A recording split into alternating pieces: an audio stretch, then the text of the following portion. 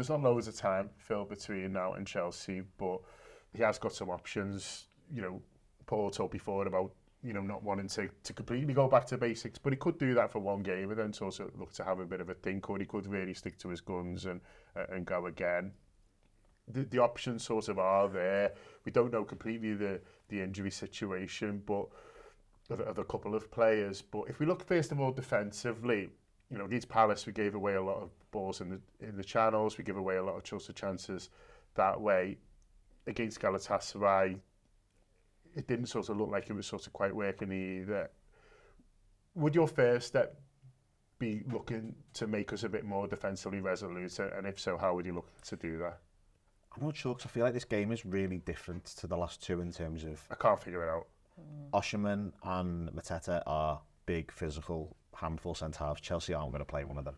They could if Delap was available, but he's not. So it's probably going to be João Pedro, he's a drop-off and fill in the gaps and link play-up type of player. So it's logically it should be a different game of football. I think part of the problem is us giving the ball away. And most of the chances we seem to give away come from us making a bad decision. Like, even to the point where if you look at the goals we've actually conceded, it's a bit mad in terms of, I think there's 3 from open play in a way. The 2 against Atletico Madrid were deflected and could both have been disallowed. The rest of them are set pieces, bar the Everton one and the first 2 against Bournemouth, which is insane really when you think about it. But most of the chances that we're going, oh, they should have scored there, aren't coming because we're being picked apart by teams. They're coming because we're making rash decisions, and all of a sudden you're 3-on-3 or something. And like the amount of times where we give the ball away and Palace were sort of running at us going, hang on, we're gonna create something here.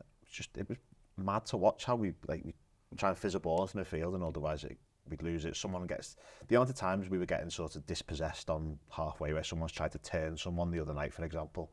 It felt like it was about 6 or 7 counter-attacks started because someone's got the ball into them, tried to turn, lost the ball, and all of a sudden it's 3-on-3 or 4-on-3. We need to stop that. Probably need to be more careful on the ball, really. If we're more careful on the ball, things will suddenly just become a lot easier, I think. You know, but Saturday will just be a completely different game because we're not going to be playing a win the second ball game, because there's just not going to be second balls in the same way. So our problem seems to be when we're supposed to be the dominant side and there's an out ball, and we need to figure out a way of not necessarily winning the out ball but winning the second ball. The amount of times I've seen stuff the last couple of games and does second ball and we just haven't won the second ball. I feel like we haven't won the second ball for 3 weeks. I'd like to see us win second balls. I'd like to see there be less second balls, which thankfully there probably will be on Saturday. Yeah, it's tough, isn't it, Amelia, because you want them to take more care of the ball, but you can overly concentrate on that and become a little bit blunt. And I don't want to see us go there and be so terrified and making mistakes that, you know, we don't look like we've got any threat. It is the balance, isn't it? And a manager can't just go, don't give the ball away, because it's not as easy as that. Yeah, and I guess there comes a point where they know that we're all really frustrated by this, and as you say, it becomes something that then gets in their heads of like, everyone's...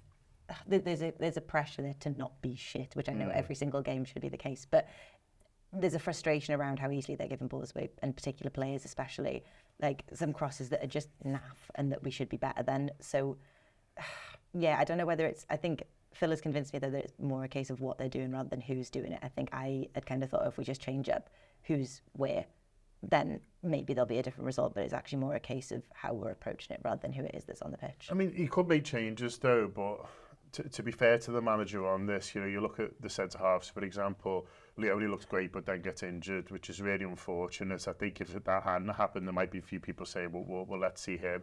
Joe Gomez is really poor in that 1 week start so far this season, so I can understand why there's maybe a reluctance to go there. You know, as fans sometimes it's like, well, he's the last person who played rubbish in my head to get him in the other, but Joe Gomez looks sort of miles off it. The fullback situation, you know, Bradley's had a funny season really. He started injured and then he has come in and he's looked good on occasion but shaky on the other. And so from a defensive point of view, there's not an obvious personnel switch apart from maybe Robertson, who I think will come back in Saturday. Yeah, and to be honest, he's the one left backs that, as I said earlier, is the least of my concerns really. It's more what happens at right back, and I think Conor Bradley should start. And then you've got to make a decision on Konate. And my one is, if you're going to play a proper right back, then you can probably persist. But again, get Szoboszlai back in that midfield. Yeah. Just get Szoboszlai back. Get that. My biggest concern at the moment lies with McAllister. Completely, he looks like a League Two player at the moment, and he's one of my absolute favourites in the squad. So this is not me slating him, but he's miles off. Something's going on. They gave him that break at the end of the last season. Once we beat Tottenham, he scores the goal.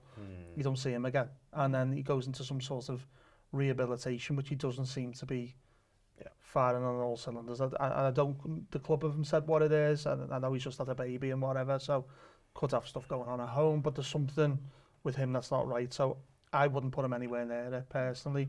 And I'm saying that I want our best midfield, and traditionally he's in it. He's probably the first pick in our best midfield for me.